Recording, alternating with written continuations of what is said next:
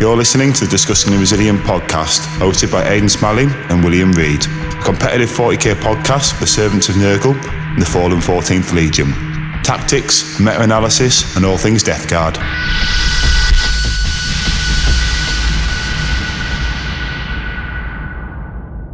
Hi guys, welcome back to another episode of the Discussing the Resilient podcast. This time it's me and Aiden, back together, a dynamic duo.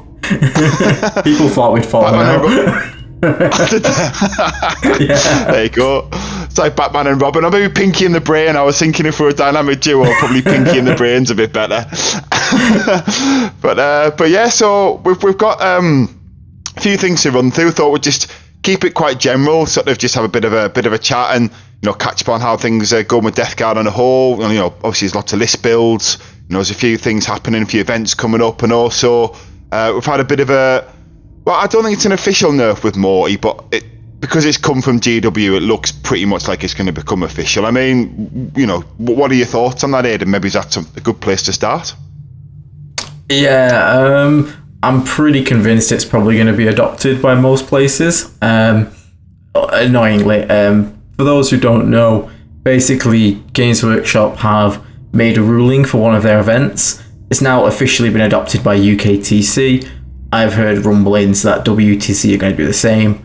And basically, what they've ruled is that any unit that has the ability to ignore modifiers now only ignores modifiers to your stats characteristic at the top of the model, and it doesn't touch your weapons at all, that rule. So, unfortunately, Morty, under those rules, will no longer ignore armor penetration reduction, damage reduction, weapon skill or ballistic skill modifiers. That's quite a bit of a hit to Morty. Yeah, but it does still affect things like -1 damage and -1 to hit, would you say? Not -1 damage. So not -1 damage, I mean -1 to wound. So say something says... So it still affects -1 to hit and wound because they affect the dice roll, not the characteristic. And Morty still ignores that. You still ignore stuff like movement modifiers, save modifiers, not AP though, save character. So we ignore it in the mirror match. Movement modifiers, toughness reduction, things like that we still ignore. You still get to keep your OC if you're battle shocked. Really the main problem is that it's lost its effect versus Armour of Contempt, -1 damage, half damage, all things like that no longer work with this ruling under Mortarion. Sorry, work for Mortarion under this ruling. Yeah, fair. So I didn't actually realise that. I suppose it makes sense, I hadn't thought about it. So if Morty's there, or Morty himself, because he's always within his own aura, so if he's battle shocked, he still has his OC because it's on his data sheet. Yeah, and you can't modify the characteristic. And they clarified in the designer's documentary, if you set the value of a characteristic to something, that's also a modifier. So setting your OC to 0 is a modifier. Mortarion's rule kicks in and ignores the modifier. Oh, that's pretty good. I hadn't realised actually. There's been a couple of games where Morty's been left on 1 or 2 wounds, and he's managed to roll the fabled double 1 on his battle shock. Every time. Yeah, that's pretty good to know. I hadn't actually realised that. As soon as you've said it, I guess it makes complete sense. It's just something I'd never really sort of taken into account, I guess. So, I mean, because obviously you were pretty hot on him with the Plague Burst Callers. So, yeah. I presume then because them shooting out a line of sight is a -1 to hit, surely they'd still hit on the 3s, would they? Yeah, you're still hitting on the 3s.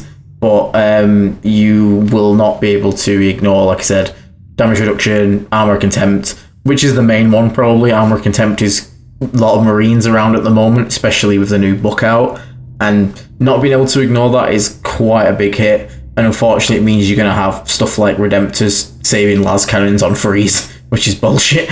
Yeah, I've seen a few of the things you can do with Redemptors look a bit troublesome, shall we say. So in terms of, sort of just sticking with the Morty thing for a second then, because obviously you've been thinking he's not so good. I mean, how does Armour of Contempt work? So say, for example, we reduce the armour back to for 2 to 3, the armour with our Contagion, they then play Armour of Contempt. It can go back to 2, then it's not like because it's a 3, it can't go back to 2. That doesn't work. The reason that doesn't work is because Armour of Contempt lowers your AP, whereas the Contagion actually lowers your save characteristic. So the save characteristic is completely untouched by Armour of Contempt. So that's still fine. The main problem is, like, when you have like color stacked with armor contempt, we can no longer like ignore at least the armor contempt. So if you have an AP2 weapon, let's say, actually AP1, let's go with a flamer. You have an AP1 flamer, you shoot into some aggressors, which are normally in contagion range, you took -1 save. So normally they'd have a 5-up save because they go from a 3-up save to a 4-up save, and then your AP1 naturally takes them to a 5-up. Now we can't ignore the armor contempt, so they can actually keep that 4-up save, which is actually quite annoying. And it gets worse if you have weapons that don't ignore cover, because then that takes another AP off it. So you can have like plasma guns reduced down to like AP1. It's rough. Yeah, okay. So that's why I guess, I suppose it's just the way that the interaction works. But so why would you drop Morty then? Because I know it's kind of like sort of asking the questions deliberately to sort of like hear the answer that I already kind of suspect, but to the listeners and things and other people will be having the same sort of trail of thought. Because obviously one of the main buffs is turn 1, Plagueburst Crawler stand behind the wall. They shoot an opponent's unit holding the home field objective. Yep. They hit on 3s instead of 4s, which obviously still happens. I mean, what's the big change in your mind that makes Morty such a no-no at this point? So, good news for people that like Morty. An event just won. A Death Guard player just won an event using this FAQ. Still have running Morty. So Morty's not like auto bad. I still think he's good. For the use that we said there with the Plagueburst Crawlers just firing over, that's still fine. That still works. I still think it's really good indirect. The main problem with it right now, and it's not really, it's kind of a mixture of the Morty issue, but it's more a mixture of the amount of stuff like Redemptor Dreadnoughts you're going to see. And being able to kill them in six failed saves from a Plagueburst Crawler compared to having to get all 12 through. And now Tech Marines are being taken a lot more common, so there's a lot of free damage repairing every turn. You basically need to be killing a Redemptor from full to dead and not risking giving it a chance to heal, because then it just undoes so much of your work. Because again, if he gets 3 wounds back on a Dreadnought, you've got to get 3 more Plagueburst Crawler shots through what is likely going to be a 2-up save, because he's going to armor contempt it as well.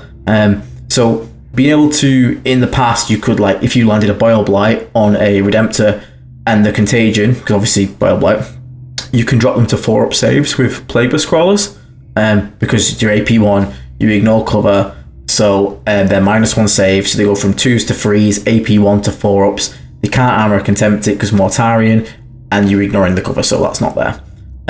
So that used to be really good, because you just, every 2 wounds you put onto a Dreadnought, you take 2 damage off it. So technically 12 wounds off PVCs would kill a Redemptor. And people weren't used to be running stuff like Tech Marines, so there was no healing. And again, you could spike it. You could also spend a CP to make one of those Plagueburst Crawlers drop into 5-up saves, and it was quite decent. Whereas now, all the maths is completely fucked on that. You shoot a Plagueburst Crawler, if you have ignores cover, you're going to get a 3-up save on it. But again, if he then armor contempts that, well, if you've got a -1 save, he'll still be on 3-up armor because you can't get cover, because you can't go from a 3-up to a 2-up. But even those that you do get through, you now have to get 12 wounds through. So you're going from 6 wounds on a 4-up, so you've got to deal 12, to having to do 12 wounds on a 3-up, which is 36 wounds. You can see how the maths is way worse. Much harder to do. I mean, I suppose the other sort of sad thing with Morty, and just specifically talk about Redemptors, the -1 damage actually really hurts him, because on average dice, he doesn't even kill a Redemptor now in combat, because it's not statistically, but likely he misses 1 hit. He could fail a wound, I don't know, but even then, depending on what depending on what you sort of you're taking your contagions as well, they might get a 5 or a 6-up save, and then especially if they play Armor of Contempt and then they make a save, that's only 9 damage and the 10 wounds. Am I right in saying a Redemptor? 12.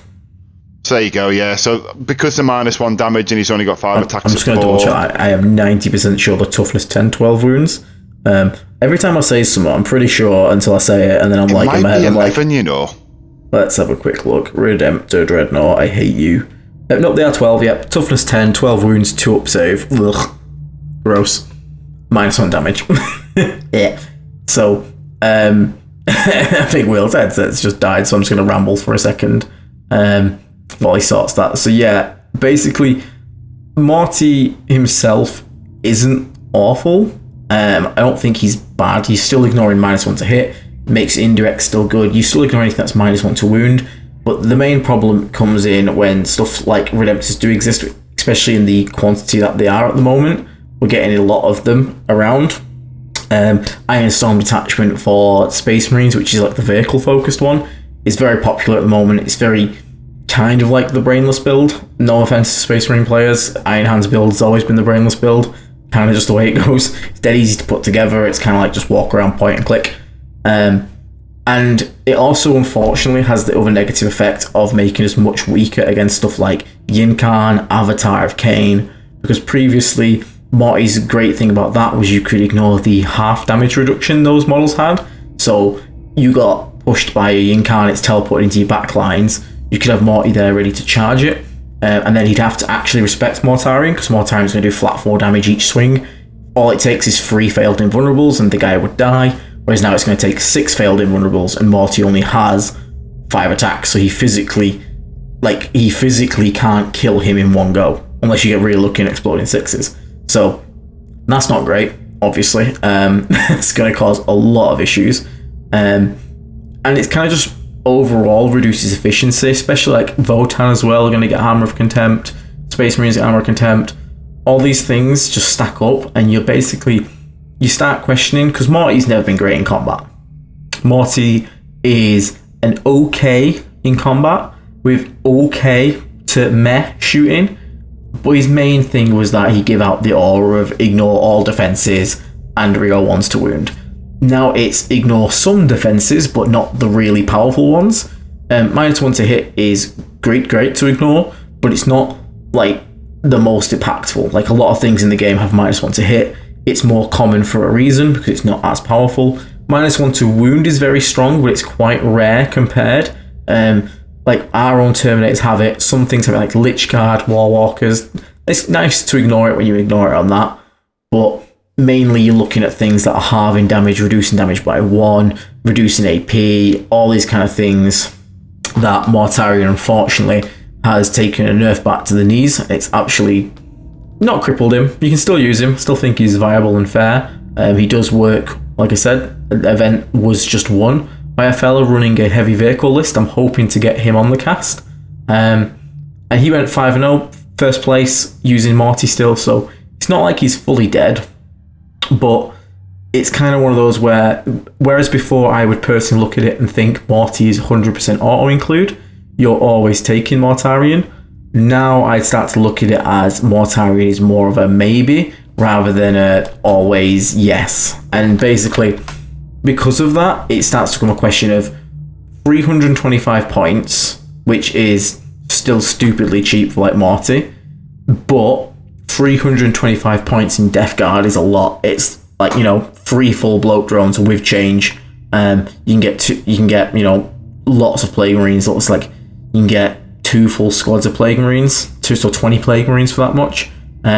There's lots of things, and again, Blight Haulers, anything like that. Maybe even like 2 Brigands near 2 Brigands, which are pretty good as allies. So when you start looking at it in that way, because you're not going to be ignoring those effects anyway, so are we not just better to have more stuff rather than the ability to, basically ignore some modifiers but not all? Because unfortunately, that's what the rule they've gone with. I disagree with it, and my main issue is it doesn't actually fix what the problem was, because rules as written, it didn't really work anyway, because Armor of Contempt and damage reduction effects, all those things reduce the characteristic of an attack, and GW in some weird roundabout way have basically said an attack is not a weapon characteristic. It just uses the characteristic, but then it's its own thing. And Morty only ignores modifiers to the characteristic. So Morty ignores modifiers on your characteristic. Then the attacks come along and take a picture of your characteristics and use them for the actual attack.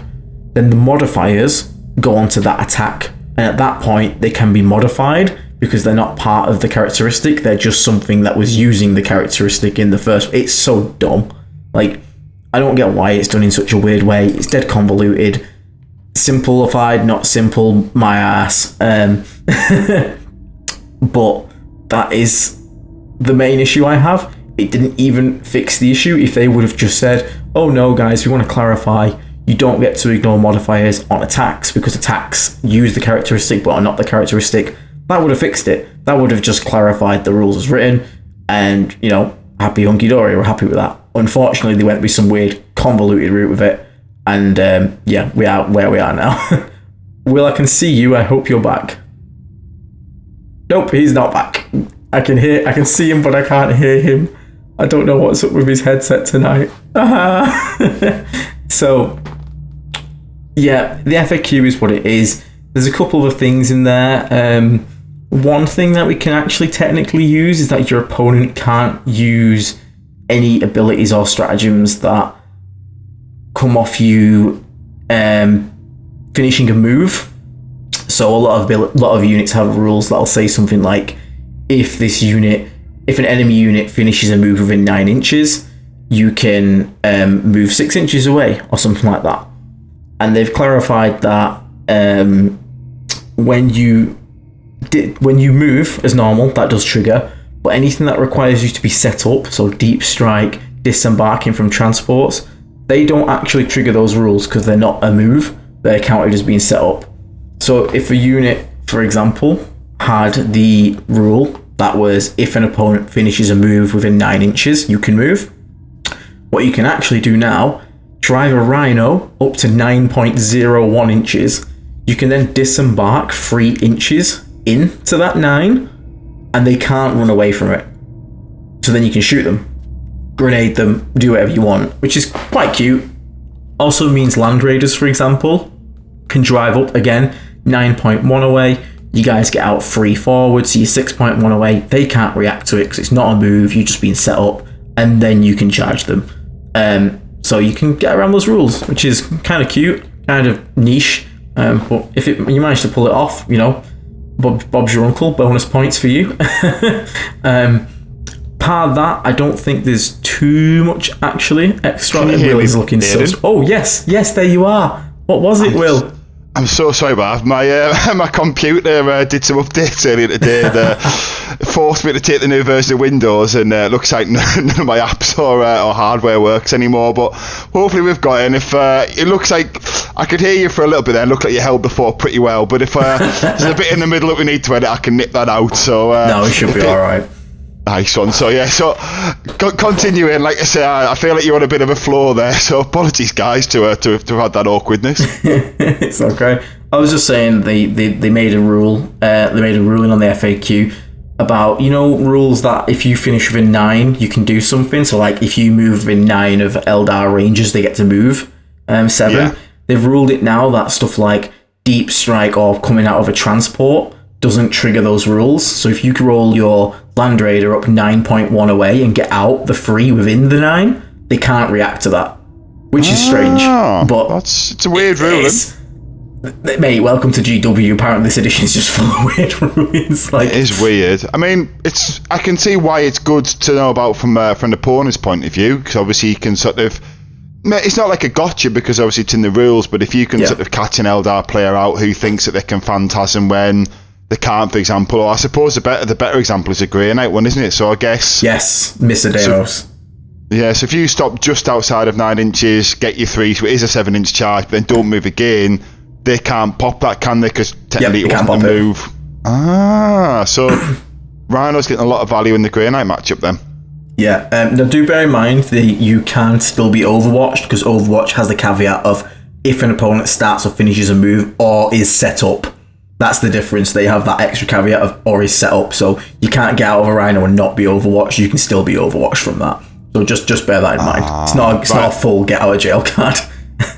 No, it's still good though, isn't it? It's one of these things where, like you say, it just adds a level of sort of gamesmanship, I suppose, on the Death Guard players or anyone's part who's playing against armies that have mechanics where they can sort of move away in your movement phase and things like that, because it's it's a feel bad interaction, isn't it? Really, I mean, you talked about a lot on the Eldar video, which I actually watched today as well. By the way, if anyone hasn't seen that yet, anyone who's check it out. I watched it. I listened to it today as a fanboy myself, and it was really good. Like I played against Eldar. I was so pissed off making that video. Oh mate, I'm not surprised. I mean, I played against him a few times, so although I knew the rules, I didn't fully understand exactly how everything worked. Like the.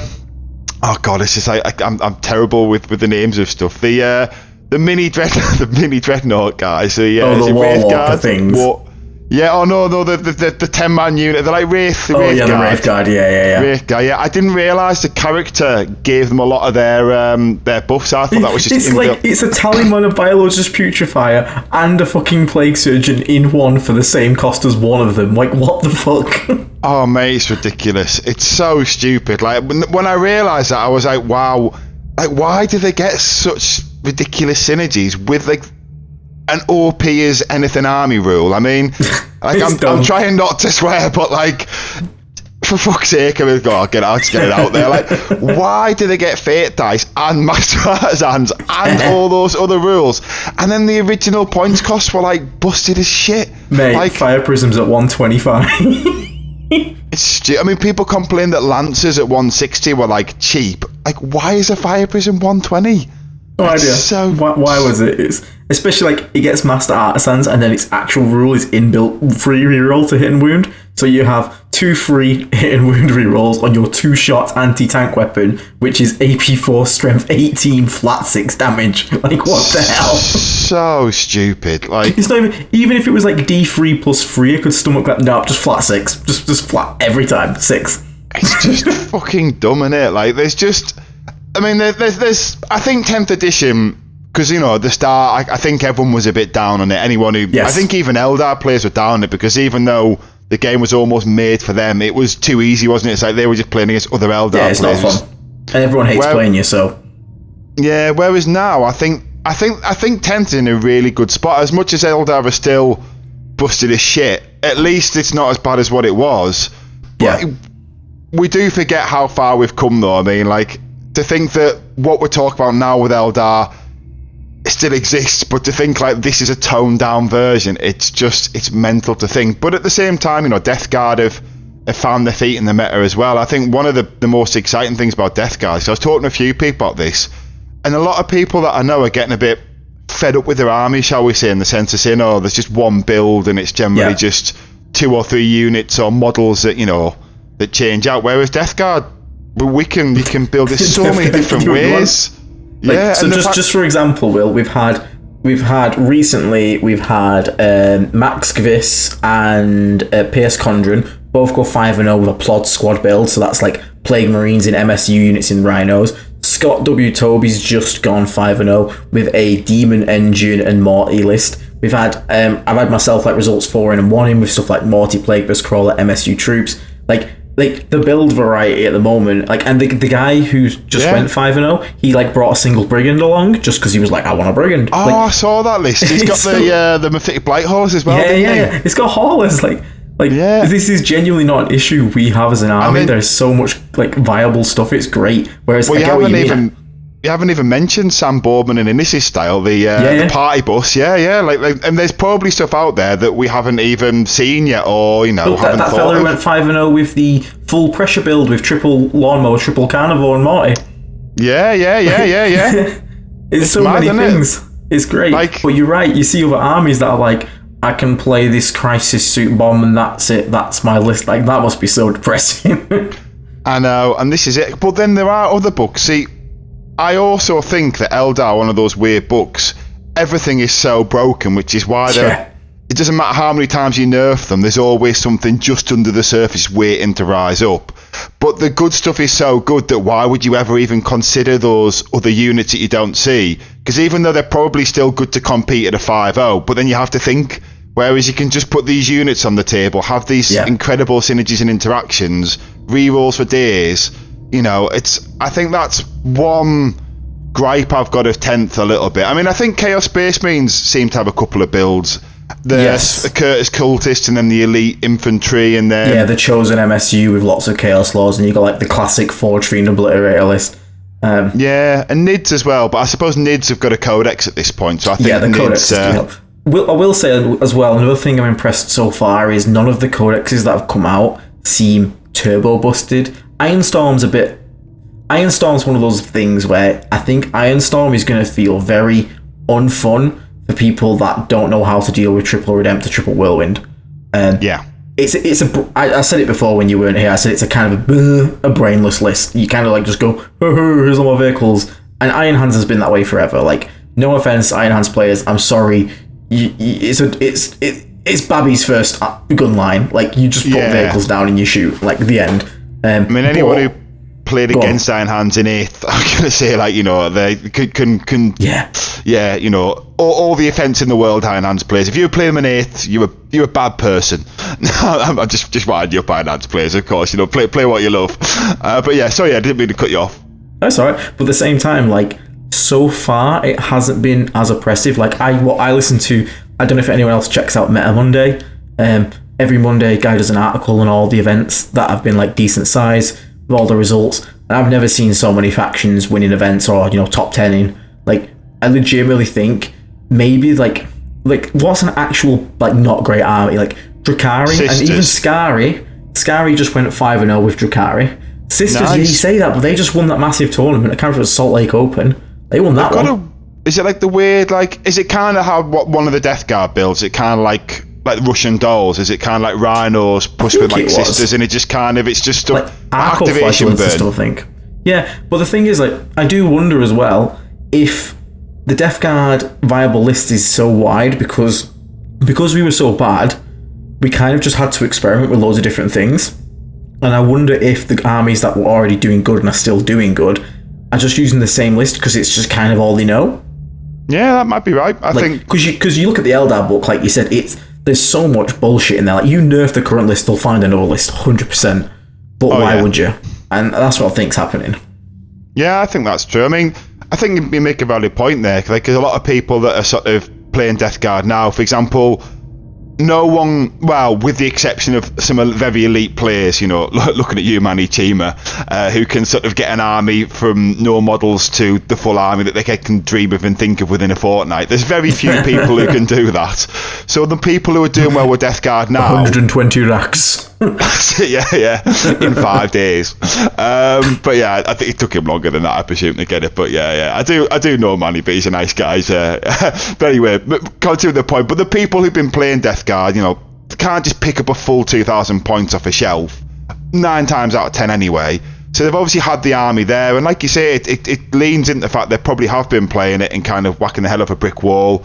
And then when the points and the new contagions have come along, they've been able to sort of like fine-tune that list, use the contagions, and it probably sort of leans into the fact why Death Guard are maybe doing a bit better than what I would think, because I think the win rate being around 50% feels about right, because I don't think we're overpowered. I think we're just where we should be. But the fact is, all of a sudden, I feel like we might be winning events, maybe a little bit of an overrepresentation. I don't know if that's because I just see Death Guard because I'm in the community, or if that's actually something that's happening. I don't know. Do you feel that? Or have you noticed that? Or do you think that it's just because I see more Death Guard lists, and actually if I was looking at some of the factions, I'd see them doing 4-1s and 5-0s regularly as well? So I think some of the players that have won recently, I know Scott Toby is always a Death Guard player. Last year he was ranked top 5, I think, for Death Guard. So he's already going to be good at Death Guard. So no surprise for him winning. Pierce Condren, member of Team Ireland, plays WTC, loves Death Guard, plays Death Guard as well as other things, but he has played Death Guard in the past. He really likes it. So him coming back and winning, again, no surprise. Max Kvis, again, another really top tier player on tournament scene. So the people that are going 5-0 are kind of the players that you could expect to go 5-0, especially not the super majors, but like, at least at good sized GTs and whatnot. By player skill alone, probably could play any army.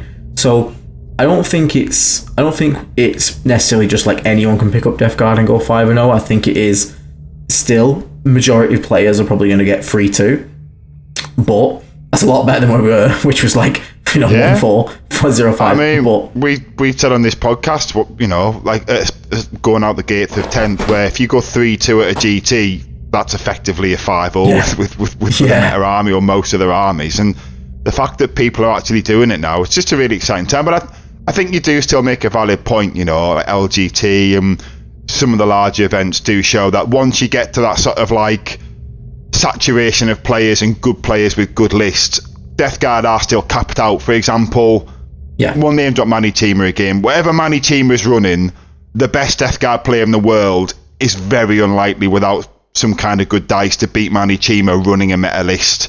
You know, Manny Teamer on Eldar versus even another top player on Death Guard, the Eldar are going to win 9 times out of 10 just because of, you know, the reason we talked about before.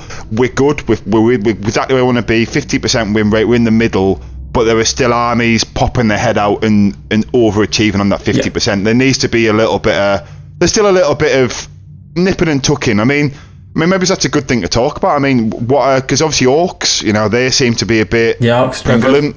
Chaos Space Marines, obviously Eldar. Is there anyone else that I'm missing that's kind of like overachieving? I wouldn't say Tower overachieving, but the Tower's still a big matchup for Death Guard. Like, it really hurts. Space Marines are probably going to jump up quite a bit, maybe with the new Codex. But again, the problem with Space Marine win rate is it's very easily misleading because lots of players play Space Marines. It has the highest player base, and with high player bases, I'm not trying to say this to be mean or nasty to anyone, but the proportion of good players to bad players is not always proportional. So you can have sometimes, you know, like a 4-to-1 ratio of people that are going to go 3 and 2 compared to, like, you know, someone that's going to go 5 and 0. And that can really mess with stuff, like especially if a lot of new players are getting into 40k, because there's a lot of new players at the moment, which is great. It's great for the hobby. But they're going to their first events, and rightfully so. They're going like 1-4, 0-5, 2-3. Which is, you know, nothing wrong with that. Everyone expects that your first event. Some people are doing better, which is, you know, props. But let's just say majority go like 2-3. And if a lot of those new players that are getting into the hobby are starting with something like Space Marines, that's going to artificially like deflate the win rate. So it's weird. It's why we shouldn't really get too caught up on win rates. Well, it's decent to look at, but I wouldn't say all your information's there for it. I mean, there's a thing called T-Whip. I don't know. Yeah. I mean, you obviously know this. So tournament times in winning position. Yeah, which basically means when you take your first loss. So armies that take their first loss on the top table when they're going for the 5-0, you know, against, you know, whoever wins the event, whatever. That's another thing. So this is a thing where, I mean, Eldar. There was a point in Eldar in 9th. I'm sure Eldar had a win rate below 40%. I think it was like 46% after the nurse. Once Hail of Doom had gone, it was another build I think people were doing, but they were still doing well at tournaments in terms of like getting 4-1s and winning, because in the hands of a skilled player they were a very different beasts. You know, people will use the combos perfect with movement, because they are, it's like dominoes. You lose one unit unexpectedly and the whole thing just collapses. But if you play a near perfect game, they've got sort of enough synergies and moving back behind walls after shooting. They were hard to play into. Yeah, Eldar in last edition were very powerful, but they were actually punishable. I'd say this edition, Eldar get too many get out of jail free cards, Phantasm being the biggest one of them all. You miss position, you just go, oh, okay, I'll just Phantasm, mistake gone. Whereas previous edition, like a mistake like that would cost you. And that's the thing, only the best of the best players tended to be able to take it to the 5-0, because those were the players that would make the least mistakes, whereas your more average players had a lower win rate because Eldar was very, very punishing if you did make a mistake. Whereas unlike now, where it's better, don't get me wrong, Eldar is better. It has been nerfed, probably not enough. Definitely not enough. Definitely. The problem is, Will, I don't even know what the problem's not exactly even the nerf. It's just the entire book just feels bad. Face, like Phantasm as a stratagem should not exist, because it's, you know, like we say, we try and avoid gotchas because it's not fun. Phantasm, it might as well just be called gotcha, because it is the ultimate gotcha. Yeah, definitely. I mean, with Eldar, I mean, I suppose it's an interesting, maybe just to sort of touch on very briefly. I mean, because I've had this conversation, I'm sure you have too, how to fix Eldar. I think as long as Fate dice are where they are, Eldar are either going to be broken or unplayable, in the sense of because you can't fairly point any units when you can know what the dice is, and, you know, dev wounds, you know, 4 pin buns and things are in that sort of army. Yeah. but then so you point them, to Oblivion. So it's like, you get one War Walker, an Avatar, and one Troop Squad, and that's 2,000 points. Then the army's crap because you can't play the game. So I think they're a really hard army to balance. I mean, one of the things I thought was, why don't they make fate dice one a turn? So one each, they start, and they roll at the start of the turn. So you can't pre-plan it. It's just you roll one dice. If it's a 1, well, that's a 1. If it's a 6, that's a 6. And you can't, so it's still there, or just remove it altogether, because fate dice are the problem. Like Master Artisans on its own, with those data sheets, would still be probably a 55, pushing 60% win rate army, if we're honest about it. But I mean, I don't know. It would at least add some sort of. It would make it back to maybe how I was alluding to in 9th, where there was a point where there was a lot of the fluffier guys with Eldar who had the army, for a long time. People just loved the models. Would take events and they wouldn't do the same as. We'll keep using Manny Team as Manny Teamer would, because Manny would play a perfect game or close to, and he'd kind of exploit the fact that if I leave this unit out in the open, you can see it will die. But I'm going to put it just behind a wall, well, just in front of a wall, shoot. And then move behind, you can't see, and being really precise with movement and always thinking ahead to run that kind of stuff.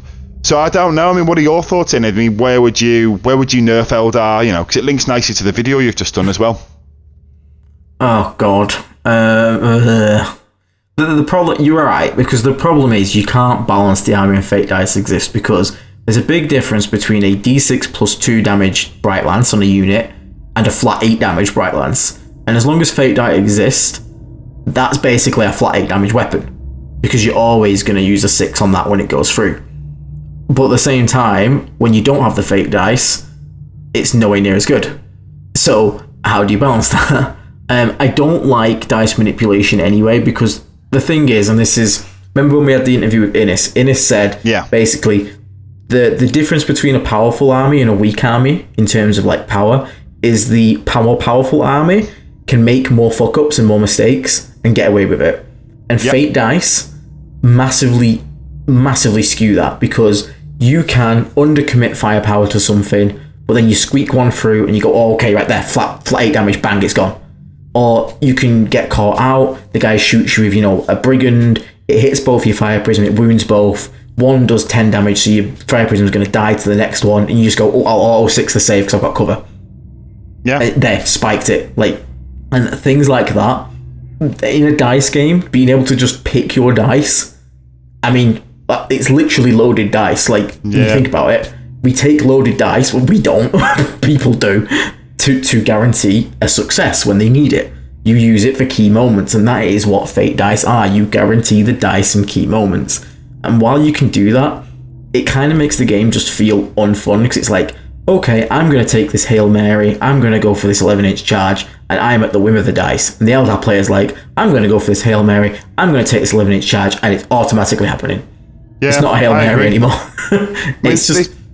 They should be rare. They should, fate dice should be, like miracle dice, well, there were and there weren't at the same time. There should be, this rarity thing where there are resources, I know I've got that 6, but that's the only 6 I'm going to get for the whole game, so when I use it's got to be the perfect time. I don't mind that kind of mechanic if you know you've got a 6 there, but there's only one, and there's kind of gameplay when you do or don't use it. But just having 12 dice and being able to mulligan them as well, where you can re-roll them with one less dice to basically make sure you've got a good pool to go with.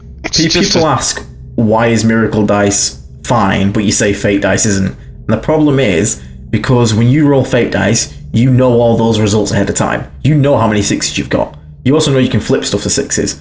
Miracle dice, you get as and when stuff happens. So you don't get to look at the game and know I've got 5 6s, so I can spend one now and not have to worry about if I need one next turn. Miracle dice, you do have that problem. You can sit there, have a single miracle dice on a 6, and you sit there debating whether to spend it because you don't know if you're going to get another 6. But if you've got 12 fate dice you've already rolled and you've got 4 6s, you already know you've got 4 there, and your fate for Farseer can flip another one to another 6. So why do you give a shit? It's just 3 dice at that point. And the annoying thing is, Will's mentioned Master Artisans, and for people that don't know, that's what we call it, because that's what it was quote-unquote named in the previous editions. That's the ability for every unit to have a hit and wound reroll just built in for free, and that's the Eldar's detachment rule. That rule, if it was available to an army, was taken every single time. 100%. Yeah, I said in my faction video, imagine you have an army of, let's say, 12 units, and each one of them gets a hit and wound reroll for free. Now bear in mind, you spend a command point to do that once. So each unit is getting 2 command points free worth of rerolls every turn per unit. You have 24 command points of rerolls in a turn.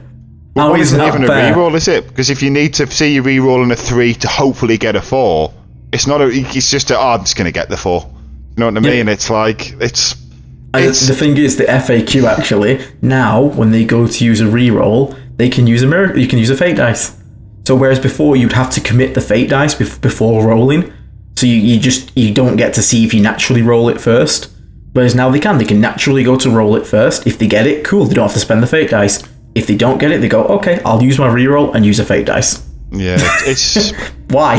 I don't. Yeah, it's like they seem to sort of like try and balance Eldar, and then they just do something that just sort of like a backward step. Like, does someone at GW just love Eldar? Like, is GW actually just GW exists in the web with? That's what it is. Yeah.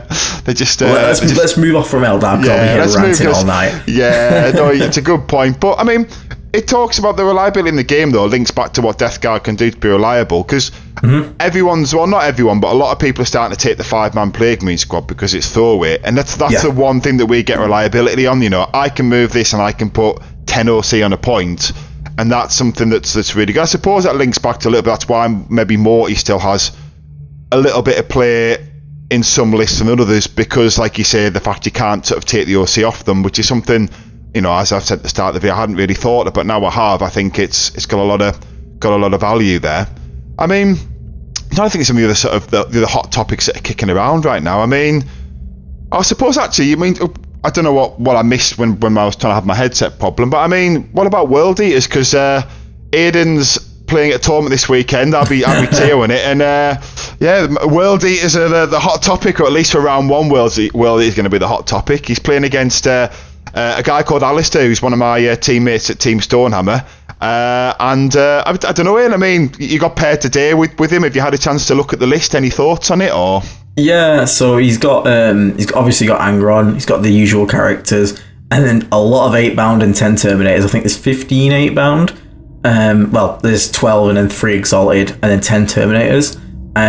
So it's scary. I'm not too worried though, because I think Death Guard are usually pretty okay into World Eaters. I have got a Foul Blightspawn this time, so that's going to come in really clutch, especially with the 10-man squad it's in. So that's going to be really hard for the World Eater player to deal with. I've started doing this MSU because we got your GT this weekend, 5 rounds.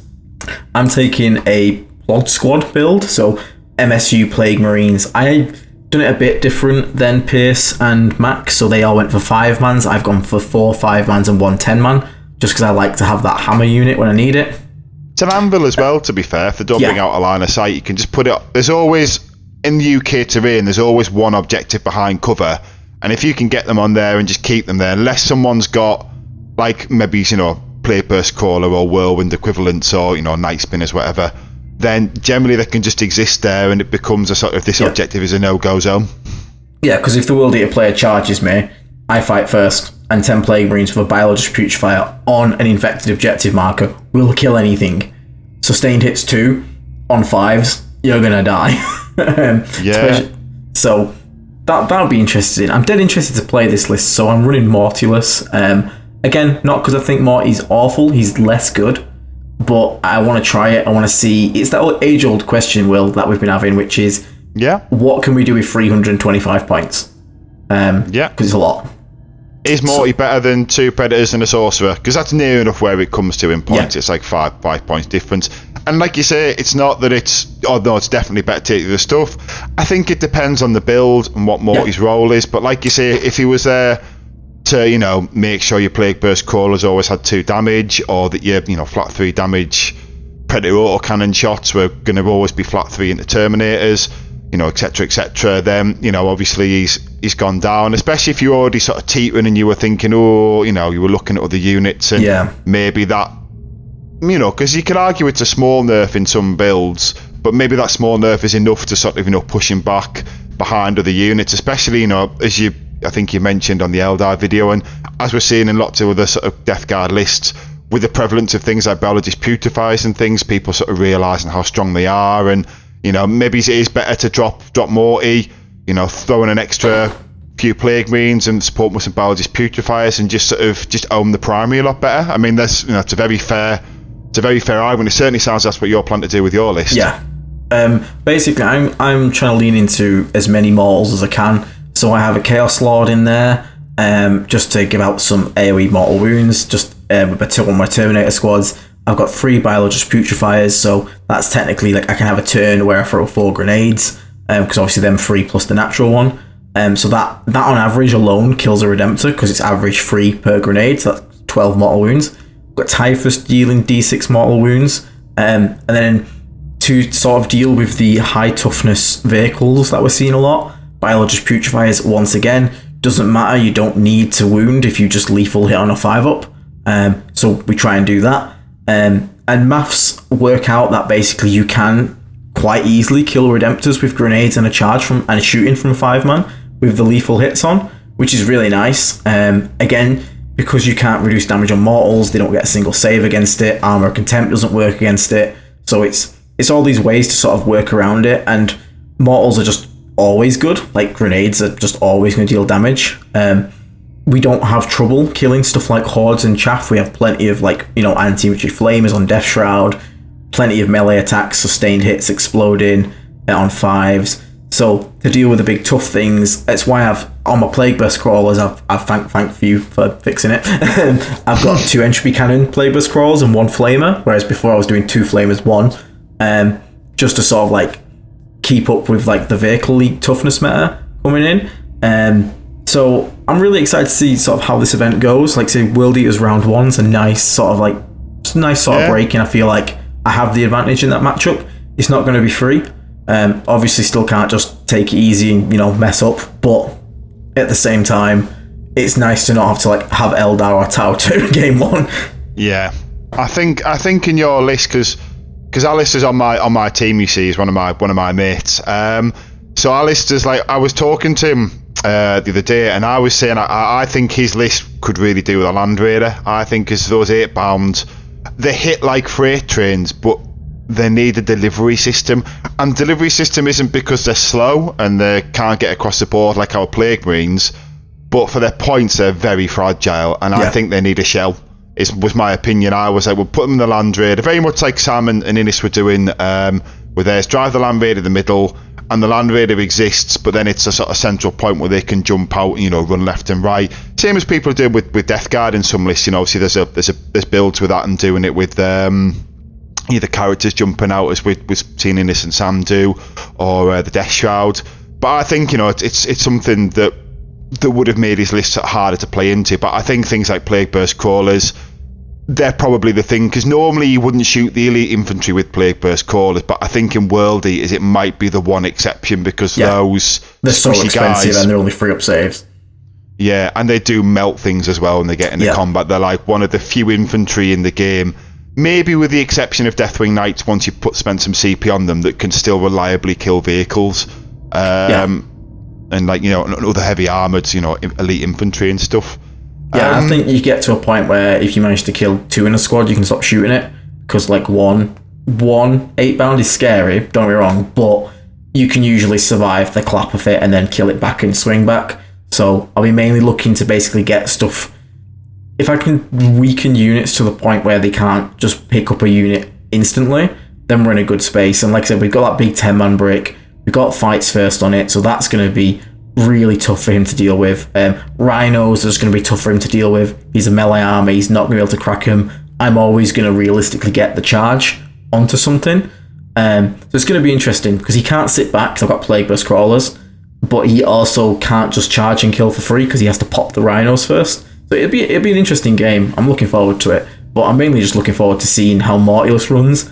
And like you did, I'm going to force myself to go fixed all 5 games. Oh, I think that's a smart move. There definitely. I mean, obviously the next time we do an episode together, we can sort of maybe deep dive that a little bit, with our experience. Because I'm actually going to, on the flip side of it, I've made some tweaks to my list. I talked about at the end of the episode how I was going to put some more chaff in, and I played a game with chaff, and it was just too much chaff. Like 6 5-man Plague Marine squads, and like 2 squads of cultists and 1 squad of Poxwalkers. Fair play, I held primary for days, but if anyone gets like a kill more on the kill more mission, or like just kill anything basically, like then like no prisoners on cards, I was bleeding it, especially with so I've now sort of following what I think is the smart play. I've dropped the extra cults and the extra Poxwalkers for the Foul Blight Spawn and the Biologist Purifier, and merged 2 Plague Marine squads into a 10-man.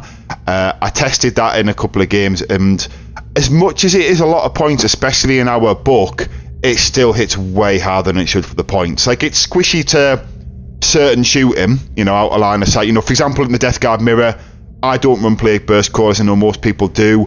As soon as that unit comes out the Rhino, 3 Plague Burst Callers probably pick up at least half of it, and once it's sort of like a half strength, it's not scary. Yeah, it doesn't justify the 2 characters. 5 Plague Marines and those 2 characters don't really do what it needs to, but it's still good, but it's got a different role. But I think that's definitely the way people are sort of like building Death Guard at the moment. I think those 2 characters are going to become more and more prevalent as we sort of see things. But I want to keep the same list as what I was saying, and then try it the other way with that sort of tweak, but then now try cards, so I can sort of see it both ways. Because I think there were some missions where playing cards is probably wrong, but I think there were some missions where playing fixed is probably wrong. And I think as we go into the edition, especially with Death Guard, where we've got like a higher model count in some builds, I think having a list that can switch between tactical and fixed is probably going to be like the good play. Maybe something, maybe not for every army,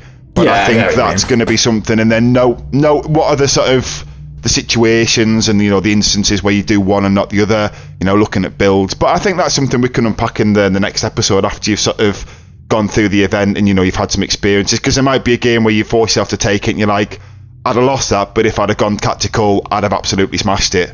That'll be an interesting one to unpack, I think. Yeah, it'd be quite nice to see sort of like the difference. Like, this is the first time I'll be playing fixed. I played a practice game against the Iron Hands list, won that one with fixed. Well, that's all I've had with this list, so it'd be quite interesting to see. It's very different to what I have been playing with the triple Plague Burst Crawler, Morty, MSU, Terminators, Cultists, etc. So it's going to be very different, but I am excited to get Plague Marines back on the table. Like, I'm literally just painting up my other 2 Biologist Putrefiers this evening. 2 on my paint table as well. To get them ready. So I'm hoping to grenade some stuff to death, so that'll be fun.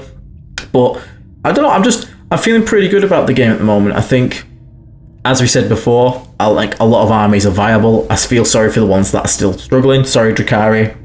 I know Skari technically won an event this weekend with Drakari, but if anyone's going to win an event with Drakari, it was going to be Skari.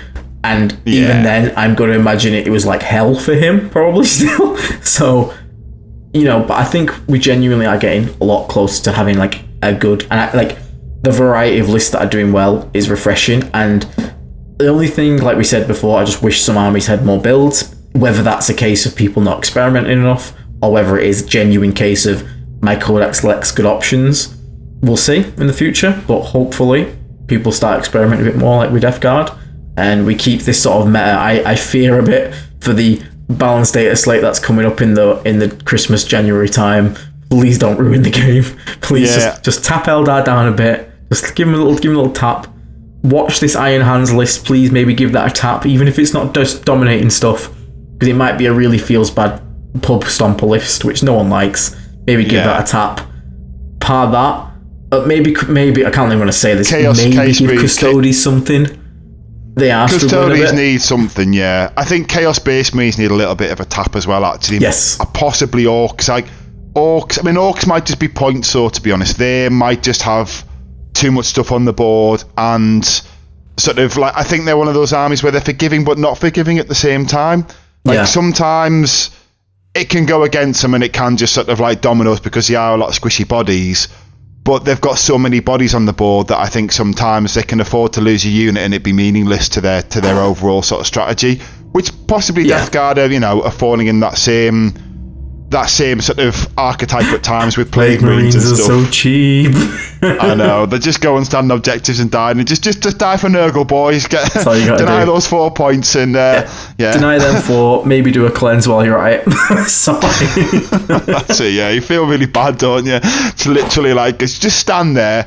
It's like, but they've got guns. Yeah, I know they've got guns, but you stand there, get with them points, and then, just try and make your saving throws. Hopefully it'll be okay. It's like, you would not want to be a Plague Marine in the 41st Millennium right now. Let's put it that No, way. you are expendable. But what are some of the other things then? Because obviously I don't know if you've had a chance to look at the list from Stonehammer. I mean, or what are the other armies in general that the list you're running right now, what would you be most worried about? Not a silly skew build, someone running, 3 Night Tyrants or something, but what that's in the meta do you think if you saw it, you'd be, ooh, this could be a bum squeaker? Tau. Oh, okay. Tau. So why Tau then? This could be an interesting thing to unpack just briefly. I And just see. hate crisis suits, man. Like, they've got so many damage 2 shots. Like, that is legitimately, like, if I misplay and that crisis bomb manages to get line of sight onto, like, 3 units of Plague Marines, it can kill them all. 100%. It's just absurd. Now, at the same time, I do have fixed secondaries into it because Bring It Down's very good. But Tau are just one of those where they're really cheap, they're really efficient. Tau have always been good against Death Guard. I just don't like playing against Tau personally as well. Like, I like combat, and like an army that just never wants to do combat is lame and boring to me. But it is what it is. But I don't think it's horrible. Like, it is winnable. I think the other thing I worry about is I actually went against like mechanized sisters. That sucked. I beat it, but my god, that's surprisingly good. So that would worry me a bit. Thousand Suns, Dev Wounds is just grim. Like, Dev Wounds is a bit like Fate Dice. I wish they would find a different way. Like how they've done Death Guard at the moment, they found a different way to design the army so it's not just about being tough. Like we have like debuffing now, it's all about making them weaker as they're closer to us. That's really cool, that's fun. But Thousand Suns, for the past god knows how many editions, have either been Mortal Wound spam, and now the Dev Wound spam. It's not fun. It's not fun to just be told, oh, you're dead because I cast this thing and you died. Like, the flamer mechanic and the way it works with objectives, I can't remember if it's what character it is, or it might just be Araman specifically. The one where if you stand on the objective, the squad naturally rerolls ones on the date sheet, but a specific character attacks, which it always, they get to reroll all their wounds. So basically, because there's no roll to hit, even in Overwatch, it's just a shooting phase, and they just reroll all the wounds. Yeah, and I think that's one of them things which it's really hard to take objectives from them because of that reason. Once they're on the objective, if you move towards it, they overwatch you. If you charge onto it, they overwatch you. Like, they're quite a hard army to take the primary off. Because even if you can shoot them off, fair play, you can shoot them off, but you're then not standing there until the following turn. And usually there's 2 or 3 of those sort of rubric units. Like, units. Yeah, it's just not fun. Like, any time, like, the fun thing and the reason we enjoy Warhammer is I roll dice, you roll dice. I attack you, I roll my dice, you make your armor, and then in your turn you roll dice and attack me and I make my armor, and it's the back and forth. Dev Wounds, Mortal Wounds, stuff like that. And he says this about to abuse Mortal Wounds out the arse, but mine can't be done from like a million miles away through line of sight walls with full rerolls to wound Magnus. But it's not fun when I just go, okay, here's my sorcerer with his flamer weapon, which is 2 damage Dev Wounds. I'm gonna reroll. I'm gonna hit these wounds and I'm gonna reroll everything. I've rolled 5 6s. Your tank's dead. Yeah. The end. Yeah. Like even Araman just turning off saves on a unit. It's just like, okay, yeah, you get no saves, you just die. Cool. That was real fun. That was mint. I loved that. That was so fun. At least with their points, or at least because they're one of them armies, aren't they? Where their points, because their cabal mechanic relies on having characters, and now they can't buy as many characters, or they can buy the characters, but then the characters buff aren't there. So I've seen a few people moan that Thousand Suns are dead, but I feel like it's one of these like top table moans. Like sometimes when you see Art of War, a good example to pick on for this. So it's not really picking, but sometimes when they're talking about like, oh, this army's terrible, they're talking about terrible in the sense of I'm going to find an army to take to an event and go 5-0. So they're kind of ruling armies out that are a comfortable 3-2, maybe a comfortable even 4-1 faction, but because it can't go over the final step, they're looking for 5-0s, those particular group of players.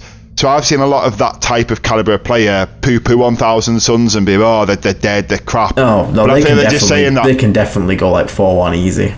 That's what I mean, yeah. I feel like maybe instead, they can't do the 5-0 anymore because the other 5-0 army's kind of like, are better than them, or for, whatever reason. That's a whole other conversation, but they're still not out in the meta, and, Death Guard and things like that. I think they're still a trouble for our particular faction for the reasons that we've discussed. I mean, what about Knights as well, actually talking? Because obviously, you did the great live stream, we talked about armor. Chaos Knight War Dog spam, would that be worrying, or? Okay, if there was 3 armies that I actually despise in this game, one is Eldar, second is Tau, and the third is Knights, specifically Chaos Knight War Dog spam. I despise it. I think I hate it so much. Like, it's so dumb. Like, it's just like, Matt was playing it, and it's like 14 War Dogs. It looks horrendous. And it's one of those armies where it's like, you either can deal with it or you can't. And it just feels like the second they run into an army that can deal with it, they lose. But every time they run into an army that can't deal with it, they win. And there's not really a game to be had. It's just, I kill you, or I die. And I don't know, I never enjoy playing against Knights, because you just look at your army and go, okay, half of the guns are useless now. My other half are like super important, and everything else just has to run around and try not to die as quick. And it just kind of becomes a bit shit. But at the same time, Biologist Putrefiers and our really high AP in melee really helps. Like 5 Plague Marines with heavy plague weapons and a Biologist Putrefier only have to get 6 wounds through. If you spend a CP and make it AP 3, -1 save AP 4, you go clean through, and as soon as you get 6 through, the Knight dies. Like, yeah, that's not the hardest, especially with shooting and grenades before that. It's quite easy. The problem is there's 14 of them. And I just don't think there's an army that should be allowed to field that many of those chassis. Like, and I think it's a failure on Chaos Knight design that the big Knights just aren't working. Do you know what? I've actually seen people talk about this in Chaos Knight chats, that actually, not that the people are complaining because the army's good, but they say it doesn't look like a Knight's army. They say they don't just want to take War Dogs. It feels silly that there's not at least 1 or 2 big Knights there. Yeah. I've actually heard that as a gripe coming from Chaos Knights players. I think that adding the demons in, it's more fun to play, and I think that's probably also the slightly stronger build with the particular splash of, changing or blue scribes or whatever. Yeah. But I think I can't disagree with that. I think one of the things that I would say in 10th that does make that particular Chaos Knight a little bit more palatable is the OC mechanic, because previously obviously there were classed as 8 OBSEC bodies, whereas everything was OBSEC 1, wasn't it? So they generally hold the primary over MSU bodies, whereas now at least say 5 Plague Marines on a point with 1 Knight, you can just step them on. They send the death, as we've already discussed, but at least you can take the point off them. So there is more of a primary game. But as I feel like we talked about a previous episode, I think the Chaos Knight game into Death Guard, which I think might make it unplayable. I think there's a passive game on some missions, but I think there's also a bum rush game where you kind of just overwhelm them. Sort of you use your speed, and you rely on the fact that you can maybe only kill a limited number of Knights, but the Knights can then kill anything they can see in response. Yeah. Put 2 Knights, even just templates, there's 2 Knights on a point, so okay, you can't just stand your Plague Marines there, you've got to actually kill a Knight, but then as soon as you send the Plague Marines in, it's unlikely that you kill them, or maybe the Knight who intervenes and takes a Plague Marine. If a Knight player runs you down with every War Dog, you basically have to have perfect maths in your head to not waste damage to kill enough of them, to kill 6 of them, to make them be punished for it. And if you screw it up and you overcommit in the wrong place, or you undercommit, then you're going to lose everything that can be seen. And I don't like them kind of games. I don't find them fun. I don't like skew lists naturally. I'm an anti-skewer. Even in Death Guard, I don't do demon engine spam. It's just not for me. But to each their own. Everyone has their own things and that they enjoy. So that's fair. I like the aesthetic of Knights and the sort of the big stompy robot thing. I just wish there was a rule that was like, for every 1 big Knight, you can bring up to 5 War Dogs, because then at least you're forced to bring like 1 or 2. Yeah, I even would just say you have to have a big night. Like, it doesn't matter. You can have as many warlocks as you want, but you have to have a big night, and it has to be your warlord. Something like that. Just something that's like, this guy is leading all these small ones. I don't mind that, because you can just take a rampager. I wish I had some kind of like squires or something, that were like chaff guardsmen equivalents that that ran around and supported the knight, and you got you had to take the squires with the knight, so there's kind of something there. And that eats at the points a little bit, so there's less of the armoured bodies, but then there's something else. I used to feel that from a Knights player, because before Knights could run through walls and over infantry with the same strat, it was so frustrating playing against horde armies that would just tarp at you. And I think that's also a feel bad mechanic. So I don't know, like, it's nice to have a variety of sort of different profiles, model profiles, infantry, armour. Sort of big guns, little guns, medium guns. I think it's more fun to play with. Yeah, like, I as much as Knights are my sort of like other army, though Nurgle Demons would be my second army actually if Nurgle Demons were playable in any way, shape or form as a mono god build. Yeah, it's a bit sad that. It is. But I'm trying to think what else to sort of cover really. I mean, I suppose maybe we should talk about what we've got coming up, because we've got Leicester, haven't we? I was thinking before Leicester, it might be good to do like a Leicester episode with us both being there, talk about what Leicester we're doing, what some of the stuff that we've been thinking about, see where the meta is at that point, because I don't think there's going to be any FAQs before then. There's certainly no kind of balanced date slate planned until January. Yeah, no, I don't think so. So, I mean, we'll probably wrap this one up short. We'll keep this one sort of shorter than usual, because we're going to have a lot to talk about after this event, because I'm obviously going to give the recap, how it went. We can obviously then catch up on some little RTTs you've been doing and whatnot, just for people who haven't maybe checked out the Poxwalker to Plague Marine. Check it out, it's very good. It's Will's little series. There you go, guys. Give a quick recap of them. That's it, yeah. But yeah, as we're both, then we can obviously talk about how our events that we've had, so mine this week and your RTTs, are sort of like preparing us for Leicester and what we're going to take to Leicester. Because, I could go Friday, assume Plod Squad's going to be mint, and it turns out I can't play Plod Squad for the life of me, and I go 0-5, and then I'm not going to take it to Leicester, so it'll be interesting to see how stuff goes. But that's basically what I have coming. I've got your GT this weekend, so 5 rounds there, and then my next one's December at Leicester, and then after that, I think I'm going to a very different event. I'm going to the Warhammer World singles event just for something a bit different. I go to UKTC all the time.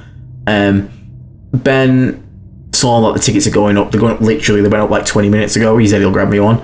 So we're going to go to that. It's going to be GW format terrain. It's probably going to be more casual. It's on the same weekend as a UKTC event, so I don't expect many huge names to be there. So it might be a bit of a... I'm not going to say kit and stomp, because I'm not going to ever assume that, but it won't be the same sort of crowd, shall we say. And we're just going to have a laugh at it. We're just going to see how we do. It'll be nice to play somewhat different terrain, bit of a different vibe, bit of a different atmosphere. But yeah, it's mainly just to try something new and have something to talk about, really. And if I come home with a golden ticket, then I get to put it on the shelf behind me. There you go, yeah. Death Guard on tour if you get to go to America. God, at least in Australia there. No, that's wicked, that, mate. I mean, I've never been to GW. I've been to a doubles, and that was fun. But doubles is a fun event, so I just want to try it. Do you know what I mean? I've not got my high expectations, but I'll have fun regardless, and that's the way I'm starting to try and look at like events, rather than being stressed and worried about doing as well as I can. Just going to try and have fun, get content for this channel, chat to people, meet people, have fun, because I need to stop stressing so much. No, mate, yeah, you should never stress. I mean, maybe I don't help pile the pressure on, and because obviously I kind of know the caliber of player you are. I've seen you sort of. It's weird, really, because I suppose I played a lot more tournaments than you did, so it's kind of weird to see you go from the 3-2 player to sort of way overtaking me and sort of like keep going up. So I maybe pile pressure on, because I have high expectations of you as well, I guess. But I think, we've talked about this. You should never, if the game starts to ever feel like winning is the only thing that's important, then it's a good time to sort of step back and find other focuses. So exactly. And because I was going to say there, I kind of muddle my words a little bit. I've never been to Warhammer Worlds, what I was trying to say. So, I mean, even just going to Warhammer World, I've heard so many things about how they've got the massive diorama and you have to, find the assassin or something. Yeah. It just sounds like a fun day out. And the cafe looks sick as well. I keep seeing people like taking pictures. Honestly, it is cool. It's a fun day out. It is a fun day out. I haven't been in a while, so some new dioramas to check out in the gallery and whatnot. So it should be fun. But nice. Mainly just to keep it a bit fresh. UKTC is great, but it is very samey, which is good. Competitive event, you kind of want them to be, consistent. But at the same time, it's nice to mix it up every so often. So it'd be nice to just attend something that's a little bit different. No, definitely. I mean, cause I did the Warhammer World or the Warhammer Day. It wasn't Warhammer Worlds, I've never been there, but the Warhammer Fest, whatever they call it. See, I'd played the tournament there, and the DW format's all right. They do it at Element Games sometimes, so I've kind of played it there before. I haven't played it since they've done the new maps, though. Yeah, but that's what I'm interested to try. Yeah, it's not bad. I also don't think it's good. I just think it's different, I guess. I suppose if you know what you're going into. Yeah, it's just different builds, isn't it? So you're not doing the Lords of WoW one then? Are you not doing that in December? No. December's going to be Leicester and that's it for me, probably. Just time, really. It's just a busy month anyway, isn't it? So... Yeah, that's fair. Yeah. Girlfriends, Christmases, family. And I have to go to UKTC because I need to go and pick up my medal for rank 1 Death Guard. So I need to go and get that. Oh, yeah. Congratulations, mate. Yeah, I mean, obviously, we've spoke on Messenger. I haven't actually, I suppose we've actually spoke in the flesh. Yeah, I hadn't really thought, congratulations. So, because it was number 2 last year in the ITC and then number 1 in the UKTC. Yeah, it was quite funny. I got number 1 in UKTC, having dropped Manchester, and that's my 4th event scoring on it. It's my brand. So it was quite funny to see. Oh, it's mad, that one. It was enough. Congratulations, mate. So I mean, like I say, we'll wrap it up because I haven't really got much more to say. I mean, obviously, I did the solo episode. My dog is looking at me for his evening walk as well. Yeah, that's how I'm going to go get my dinner. But yeah, I mean, check out my solo series. Obviously, the idea of that, just to recap, it's focusing on mistakes. It's focusing on trying to get better. Things I've done. Not so, I've made a mistake, so you don't have to. But sometimes you make a mistake, you don't realise it's a mistake until you've thought about it afterwards. And I've taught about games where I haven't even realised a mistake until the opponent pointed out and they were like, you do realise if you've moved this model here, that would have screened your backfield, and then I wouldn't have been able to put this model here, and then I wouldn't have got X amount of points. And I'm like, I didn't even think. So it's kind of trying to sort of verbalise the mistakes I think I've made afterwards and just take a different angle on, trying to improve as a player, or even just, sort of having sort of food for thought, just some things where I was unsure in games and stuff like that. So it's a different angle on the game, basically. Other than that, we talked about Leicester there, doing that with Aiden, and T1, the event that Aiden's playing this weekend. And then I'm playing in Bolton, which I asked him, which is the week after, which is the team that Sam Boardman, who we interviewed a few weeks ago. So it's his sort of team, basically. So I get to see Sam, which will be really nice as well. But I think, like I say, keep tuning. Obviously, me and Aidan had a little break doing this just with scheduling, sometimes hard. Yeah, sometimes hard to do this. I do part-time hours at Element Games. Actually, I want to do a shout-out because someone came to Element Games and he was literally asked. He talked about Total Death Guard. So Aiden. Then he started to, listen to Aiden's mate's podcast, and I was like, that's me, mate. Then we had a lovely talk for like half an hour, 40 minutes. So to the point where I was a bit worried the supervisor was going to come up and tell me off. but yeah, lovely guy. I forget his name, but absolute gentleman. I really enjoyed the conversation, and it's great to sort of meet people and fellow Death Guard lovers. I just wanted to shout him out. Because he said he'd literally been listening to my episode on the way in. But I'll leave that there, and Aiden, I'll let you sign off. Take it away. So I've just put up an episode, another Perfect Plague. So Eldar matchup, check that out. You get to watch me progressively get angrier as I do the episode because it pisses me off. Part of that, there'll be more content. Me and will record more often. Like he said, it was just scheduling issues, etc. But plenty more to come. Feel free to, leave a like, subscribe, become a member, all that stuff. Get access to our Discord page. Vote on some future content and whatnot. But that's about it from me. Let's see how this event goes this weekend, and we'll catch back in afterwards. Yeah, I do have one more thing just to say before we go in. So I know I said that. But the people who've been looking for us on Spotify, apologies, it's me who handles that. I am going to get caught up. I know.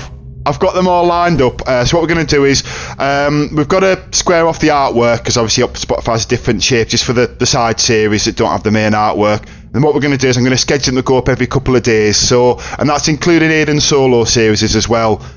So, once within the next few days, we should start catching up. So if the people have been looking for episodes on there, you don't have to wait for long. But I guess that's a good point. So thank you very much, guys, and look forward to the next one. Aiden, anything else to add? Yeah, no, that's about it. So thank you everyone for listening, and we'll catch you on the next one.